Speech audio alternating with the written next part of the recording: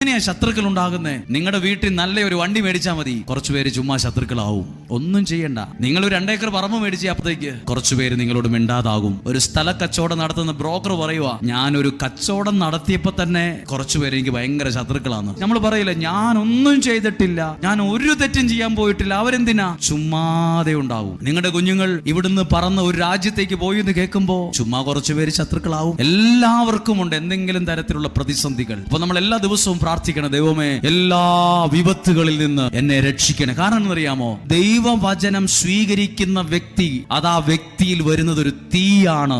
Bible വചനം ജെറമിയ പ്രവാചകന്റെ പുസ്തകം 23:29 പറയുന്നു, എന്റെ വചനം തീ പോലെയാണെന്ന്. എവിടെയെങ്കിലും നിങ്ങൾ കണ്ടിട്ടുണ്ടോ പാറിപ്പറക്കുന്ന ഈച്ച തീയോട് ചങ്ങാത്തം കൂടുന്നത്? തീയോട് കളിക്കാൻ നിൽക്കത്തില്ല, അത് ഓടിപ്പോവും, അപകടമാണെന്നറിയാം. ദൈവവചനം തീയാണ്. ആ തീ അകത്ത് പറ്റി പിടിക്കുമ്പോ അതെല്ലാ അനർത്ഥങ്ങളും